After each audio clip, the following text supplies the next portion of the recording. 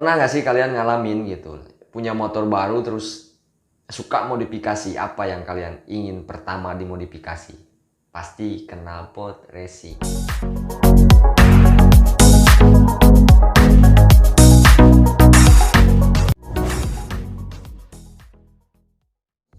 Oke, jumpa lagi dengan si Ujang Kasep yang selalu cerita seputar otomotif, khususnya roda 2. Dan tak lupa juga modifikasinya yang mungkin kalian idam-idamkan.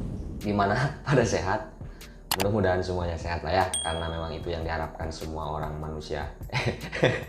Karena itu yang diharapkan semua orang, itu sehat, intinya seperti itu. Karena kalau nggak sehat percuma, banyak duit juga. Jadi kita ngobrol santai ya, kali ini kita sambil ngopi, sambil ngerokok. Kita ngerokok dulu sebat ya, satu batang. Ngobrol santai. Masih seputar modifikasi tentunya, karena memang ya lebih seru aja kayaknya ya untuk kita bicarakan, meskipun ya menurut saya, mungkin nggak tahu kalau menurut Anda.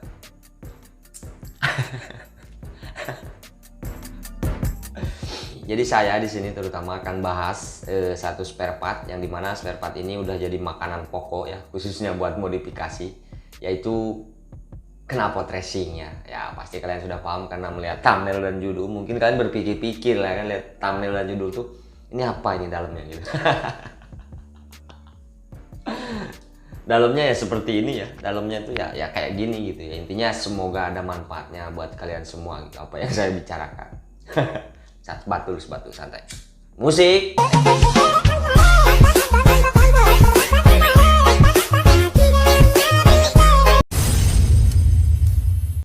Oke, kita lanjut ya.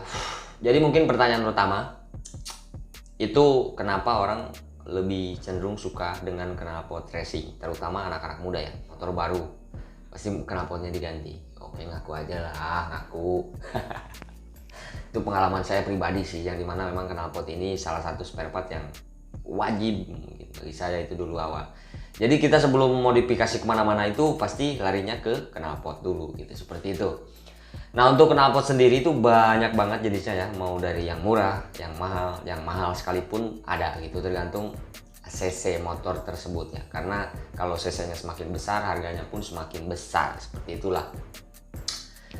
Dan terus knalpot juga brand atau merek itu banyak sekali ya, khususnya buat di Indonesia itu mungkin pokoknya sangat banyak sekali knalpot racing itu, maupun lokal maupun yang dari luar negeri. Yang asli, yang KW itu mungkin agak susah, agak sangat sulit untuk dibedakan.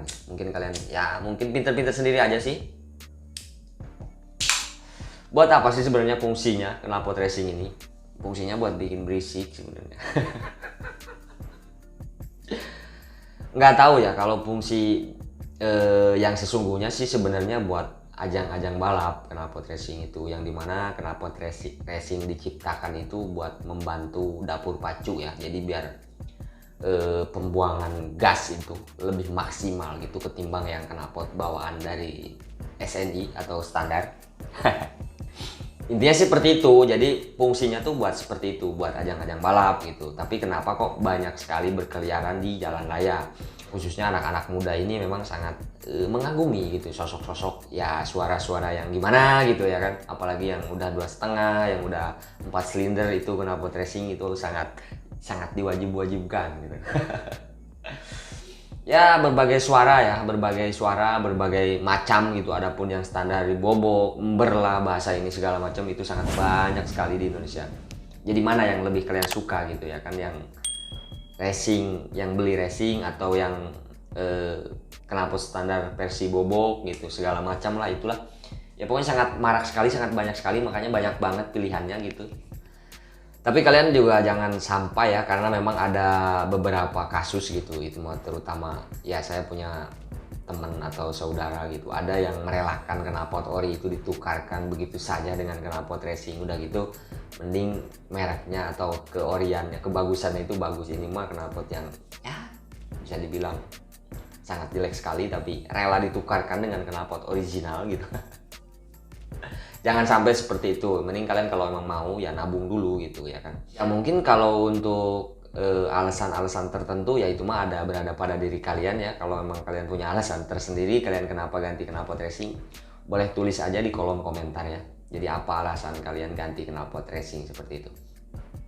Sekarang mikirin resiko. Sebenarnya resikonya udah jelas ya kan, knalpot racing bikin berisik resikonya tuh. Mungkin bensin juga boros, ya kan, motor cepet rusak. Apalagi yang suka ngebut itu limit RPM, itu kan knalpot racing itu bawahnya kita pengen gitu, intinya kalau bawa pelan tuh nggak enak. Jadi pengennya tuh kenceng, apalagi dikasih jalan lurus. Nah itu, jadi kadang-kadang kita makan limit gitu, makan motor tuh apa, ngegas motor tuh makan limit. Nah itu yang membuat motor cepet rusak biasanya sih, seperti itu ya kan. Makanya kalian jangan lama-lama kalau pakai knalpot racing, ya ganti-ganti aja. Kalau di tempat saya sih musiman knalpot racing itu biasanya mau lebaran tuh, ya pokoknya mau hari-hari yang kira-kira akan ramai orang, biasanya seperti itu kalau untuk di daerah saya. Tapi nggak tahu ya kalau untuk kalian gitu. Kalau untuk resiko sangat, yang paling fatal mungkin ya bertentangan dengan hukum, sebenarnya itu sih yang sangat beresiko tuh. Tapi ya memang anak-anak muda sekarang pada bandel sih, bukan berarti bandel karena memang hobi, satu juga hobi modifikasi, ya seperti itu.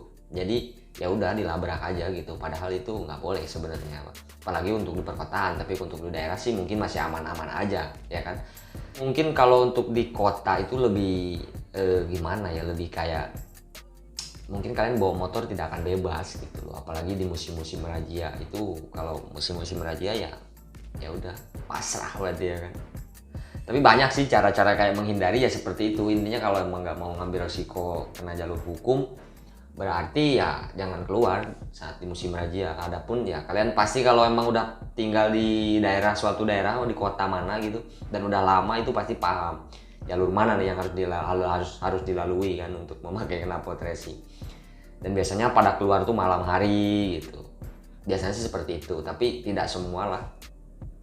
Tapi kalau untuk motor harian, untuk perkotaan itu sangat jarang knalpot racing karena resiko ya kan, karena banyak polisi lalu lintas ini segala macam, jadi resikonya sangat kelihatan sekali gitu ketimbang motor-motor anak-anak muda yang ya memang dipakai untuk sekedar mungkin bawa cewek gitu kan, atau malam mingguan sekali-kali gitu, sekalinya keluar apes.